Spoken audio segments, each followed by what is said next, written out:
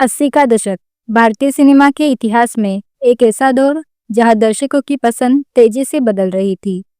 एक तरफ पुरानी पीढ़ी के कलाकार अपना वजूद बचाए हुए थे, तो दूसरी तरफ नई पीढ़ी की अपनी जगह बनाने के लिए संघर्ष कर रहे थे। 17 मई 1985 ये वो तारीख थी जब बॉलीवुड के दो सितारे आमने सामने आए, जिनके करियर के रास्ते बिल्कुल अलग थे। एक तरफ थे कुमार गौरव, जिन्हें फिल्म लव स्टोरी के बाद बॉलीवुड का अगला सुपरस्टार माना जा रहा था। उनकी तुलना अक्सर राजेश खन्ना से की जाती थी और लड़कियों के बीच उनका जो क्रेज था वो शायद उस समय किसी और अभिनेता का नहीं था। लेकिन लव स्टोरी के बाद उनकी सफलता का ग्राफ लगातार नीचे जा रहा था और एक से भले दो उनके लिए एक करो या मरो वाली स्थिति थी। दूसरी तरफ खड़े थे मिथुन चक्रवर्ती। मिथुन दा का संघर्ष किसी से छिपा नहीं था। डिस्को डांसर की अपार सफलता के बाद वो न केवल भारत में बल्कि सोवियत संघ और दुनिया के कई देशों में एक ग्लोबल आइकन बन चुके थे। मिथुन की सबसे बड़ी ताकत थी उनकी मास अपील। वो गरीबों, रिक्शा वालों और आम मेहनतकश लोगों के हीरो थे। जब उनकी फिल्म रिलीज होती थी तो सिंगल स्क्रीन सिनेमाघरों के बाहर उत्सव जैसा माहौल होता था। 1985 का ये मुकाबला केवल दो फिल्मों के बीच नहीं था, बल्कि ये चॉकलेटी बॉय इमेज बनाम एक्शन हीरो इमेज की एक बहुत बड़ी परीक्षा थी। डिस्ट्रीब्यूटर्स डरे हुए थे और ट्रेड पंडित ये अनुमान लगा रहे थे कि क्या कुमार गौरव का जादू फिर से चलेगा या मिथुन की आंधी सब कुछ उड़ा ले जाएगी। फिल्म एक से भले दो की घोषणा जब हुई थी तब इसे साल के सबसे बड़े प्रोजेक्ट्स में से एक माना गया था। फिल्म के निर्माता इसे एक लार्जर देन लाइफ मसाला फिल्म बनाना चाहते थे। इसमें न केवल कुमार गौरव थे, बल्कि उस समय के दिग्गज सितारे जैसे शम्मी कपूर और शर्मिला टैगोर को भी शामिल किया गया था। अमजद खान को एक बहुत महत्वपूर्ण भूमिका दी गई थी, जहां उन्हें न केवल अपनी गब्बर वाली गंभीरता दिखानी थी, बल्कि कॉमेडी के जरिए दर्शकों को हंसाना भी था। रति अग्निहोत्री उस दौर की टॉप की हीरोइन थी और कुमार गौरव के साथ उनकी जोड़ी को बहुत प्रमोट किया गया था। फिल्म की कहानी दो दोस्तों बंटी और बीमा के इर्द गिर्द बुनी गई थी, जो गरीबी से तंग आकर अपराध का रास्ता चुनते हैं। फिल्म में एक अमीर और सनकी विलन गो मांगो का किरदार रंजीत ने निभाया था, जो अपनी अनोखी संवाद अदायगी के लिए मशहूर था। फिल्म के सेट पर काफी खर्चा किया गया था और विदेशों में भी इसकी शूटिंग की योजनाएं बनाई गई थी। निर्देशक एस.बी. राजेंद्र सिंह बाबू उस समय दक्षिण भारतीय सिनेमा में काफी नाम कमा चुके थे और उन्हें लगा था कि वो बॉलीवुड में भी वही जादू दोहरा पाएंगे। लेकिन शूटिंग के दौरान स्क्रिप्ट में बार बार हुए बदलाव ने फिल्म की लय बिगाड़ दी। कुमार गौरव को उम्मीद थी कि इस फिल्म के जरिए वो अपनी खोई हुई साख वापस पा लेंगे और साबित कर देंगे कि लव स्टोरी महज एक तुक्का नहीं था। वहीं दूसरी ओर मिथुन चक्रवर्ती की यादों की कसम अपनी एक अलग ही धमक से रिलीज हुई। इस फिल्म का निर्माण विनोद दीवान ने किया था और उन्होंने मिथुन दा की रोमांटिक और इमोशनल इमेज को भुनाने की कोशिश की थी। फिल्म की कहानी में एक गूंगी लड़की चांदनी जीनत अमान का किरदार बहुत ही संवेदनशील तरीके से लिखा गया था। मिथुन चक्रवर्ती ने रवि के रूप में एक ऐसे प्रेमी का किरदार निभाया जो अपनी पत्नी के मृत्यु के बाद पूरी तरह टूट जाता है। फिल्म में सस्पेंस का तड़का तब आता है जब रवि की जिंदगी में दूसरी औरत आती है जो हुबहू चांदनी जैसी दिखती है। फिल्म की शूटिंग कश्मीर और ऊटी की खूबसूरत वादियों में की गई थी, जिससे फिल्म को एक बहुत ही फ्रेश लुक मिला था। शक्ति कपूर ने फिल्म में मुख्य खलनायक की भूमिका निभाई थी और उनके और मिथुन के बीच के टकराव को बहुत ही ड्रामेटिक अंदाज में पेश किया गया था। मिथुन के प्रशंसक ये देखने के लिए बेताब थे कि उनका डिस्को डांसर इस बार जज्बातों की जंग कैसे जीतता है। 80 के दशक की किसी भी फिल्म के लिए संगीत उसकी रीढ़ की हड्डी होता था। एक से भले दो में संगीत दिया था आर डी बर्मन ने। पंचम दा ने उस समय अपनी शैली में काफी प्रयोग किए थे। लापा चंगा जैसा गाना एक ही अनोखा प्रयोग था, जिसमें अलग तरह के वाद्य यंत्रों का इस्तेमाल किया गया था। लेकिन पंचम दा का संगीत यहाँ कुमार गौरव की मदद नहीं कर पाया। गाने सुनने में अच्छे थे, लेकिन उनमें वो हुक स्टेप या वो कैची ट्यून गायब थी जो उस समय के दर्शकों को चाहिए थी। इसके विपरीत यादों की कसम का संगीत लक्ष्मीकांत प्यारेलाल ने तैयार किया था। इस जोड़ी ने मिथुन दा के लिए एक ऐसा गाना बनाया जो अमर हो गया। बैठ मेरे पास, इस गाने के बोल आनंद बख्शी ने लिखे थे और इसे किशोर कुमार ने अपनी जादुई आवाज दी थी। ये गाना रातों रात चार्ट बस्टर बन गया और इसने फिल्म की ओपनिंग में बहुत बड़ी भूमिका निभाई। आज भी जब पुराने रोमांटिक गानों की बात होती है तो बैठ मेरे पास का नाम जरूर आता है। संगीत के मामले में यादों की कसम ने एक से भले दो को काफी पीछे छोड़ दिया था।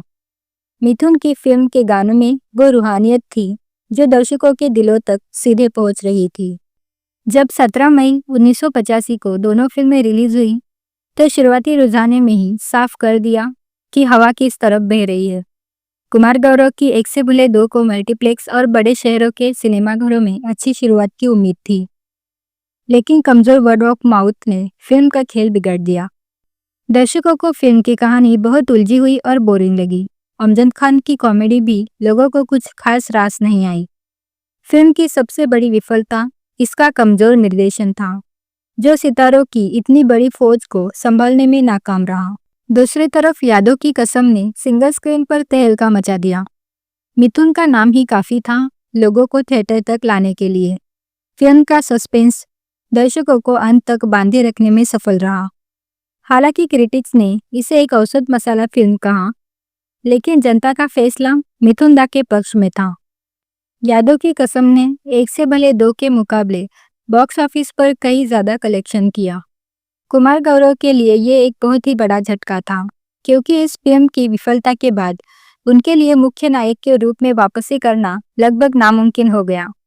वहीं मिथुन दा ने एक बार फिर साबित कर दिया कि वो उस समय के बॉक्स ऑफिस किंग है। फिल्म निर्माण के दौरान अक्सर ऐसी घटनाएं घटती हैं जो कभी पर्दे पर नहीं आती, लेकिन वो फिल्म के भविष्य की नींव रख देती है। एक से भले दो के सेट से जुड़ी एक बड़ी दिलचस्प बात उस समय फिल्मी गलियारों में काफी चर्चा का विषय बनी रही थी। कहा जाता है कि इस फिल्म की शूटिंग के दौरान कुमार गौरव और रति अग्निहोत्री के बीच वो तालमेल नहीं बैठ पा रहा था जो एक रोमांटिक जोड़ी के लिए जरूरी था। उस दौर की मशहूर मैगजीन स्टारडस्ट ने तो यह हद तक छाप दिया था कि कुमार गौरव अपने गिरते करियर को लेकर इतने तनाव में थे कि वो सेट पर अक्सर गुमसुम रहते थे। वही अमजद खान, जो अपनी जिंदा दिली के लिए मशहूर थे, वह अक्सर कुमार गौरव का हौसला बढ़ाने की कोशिश करते थे। सेट पर मौजूद लोगों का कहना था कि शम्मी कपूर और शर्मिला टैगोर जैसे दिग्गजों के सामने कुमार गौरव काफी दबाव महसूस कर रहे थे। एक किस्सा यह भी है कि फिल्म के एक एक्शन सीन के दौरान रंजीत और कुमार गौरव के बीच टाइमिंग की गड़बड़ी हो गई थी, जिससे शूटिंग कई घंटों तक रुकी रही। यह तनाव कहीं न कहीं फिल्म के अंतिम परिणाम पर भी नजर आया। दूसरी तरफ यादों की कसम के सेट का नजारा बिल्कुल अलग था। मिथुन चक्रवर्ती और जीनत अमान की जोड़ी पहली बार इतने करीब से पर्दे पर आ रही थी, इसीलिए मीडिया की नजरें उन पर टिकी हुई थी। फिल्म फेयर के उस समय के एक लेख के अनुसार मिथुन दा सेट पर बहुत ही अनुशासित थे और वो अक्सर अपनी को-स्टार जीनत अमान के साथ सीन्स पर लंबी चर्चा करते थे। जीनत अमान, जो उस समय इंटरनेशनल लुक और स्टाइल के लिए जानी जाती थी, उन्हें एक गूंगी लड़की के किरदार में ढालने के लिए निर्देशक विनोद दीवान ने काफी मेहनत की थी।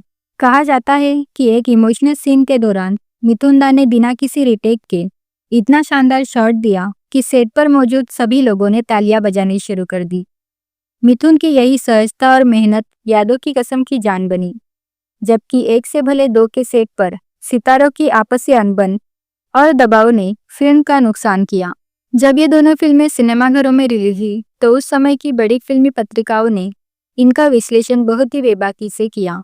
स्टारडस्ट ने कुमार गौरव पर निशाना साधते हुए अपने रिव्यू में लिखा था, क्या कुमार गौरव केवल लव स्टोरी के ही हीरो थे? एक से भले दो में उनकी अदाकारी में वो चमक गायब है जो कभी उनके प्रशंसकों को दीवाना बनाती थी। फिल्म का निर्देशन इतना कमजोर है कि ऐसा लगता है मानो निर्देशक को खुद ही नहीं पता कि कहानी कहाँ जा रही है। यह रिव्यू उस समय कुमार गौरव के प्रशंसकों के लिए किसी सदमे से कम नहीं था। समीक्षकों ने फिल्म की स्क्रिप्ट को बिखरी हुई और अमजद खान के कॉमेडी ट्रैक को जबरदस्ती का तड़का करार दिया। वहीं यादों की कसम को लेकर स्क्रीन और फिल्म फेयर जैसे जर्नल्स की राय थोड़ी मिलीजुली थी, लेकिन सकारात्मक थी। क्रिटिक्स ने लिखा, भले ही यादों की कसम की कहानी पुरानी शराब को नई बोतल में पेश करने जैसी है, लेकिन मिथुन चक्रवर्ती का जज्बाती अभिनय और लक्ष्मीकांत प्यारेलाल का मधुर संगीत इसे देखने लायक बनाता है। पत्रिकाओं ने जीनत अमान की भी काफ़ी तारीफ की। उन्होंने कहा कि जीनत अमान ने अपने ग्लैमरस अवतार को पीछे छोड़कर एक चुनौतीपूर्ण भूमिका को बखूबी निभाया। हालांकि कुछ तीखे समीक्षकों ने इसे क्लेशे ड्रामा भी कहा, लेकिन उन्होंने ये भी माना कि मिथुन दा की मास अपील इस फिल्म को डूबने नहीं देगी। इन रिव्यूज़ ने उस समय दर्शकों के मन पर गहरा असर डाला और मिथुन की फिल्म को मस्ट वॉच की श्रेणी में ला खड़ा किया। 1985 की ये टक्कर हमें बॉलीवुड के एक कड़वे सच से रूबरू कराती है। सिर्फ नाम और चॉकलेटी लुक से करियर नहीं चलता, आपको दर्शकों के साथ एक गहरा जुड़ाव बनाना पड़ता है। मिथुन चक्रवर्ती ने अपने काम और मेहनत से वो जुड़ाव बनाया जो यादों की कसम की सफलता में दिखा। कुमार गौरव, जो एक समय अमिताभ बच्चन के उत्तराधिकारी माने जा रहे थे, वो इस क्लैश के बाद धीरे धीरे गुमनामी के अंधेरे में चले गए। आज भी जब हम दो फिल्मों की बात करते हैं तो हमें उस दौर का जुनून याद आता है। यादों की कसम आज भी टीवी पर अक्सर देखी जाती है और इसके गाने आज भी लोकप्रिय है। यह मुकाबला भारतीय सिनेमा के इतिहास में हमेशा याद रखा जाएगा, क्योंकि इसने एक उभरते हुए सितारे के ढलने और एक महानायक के और अधिक मजबूत होने की कहानी बयां की थी।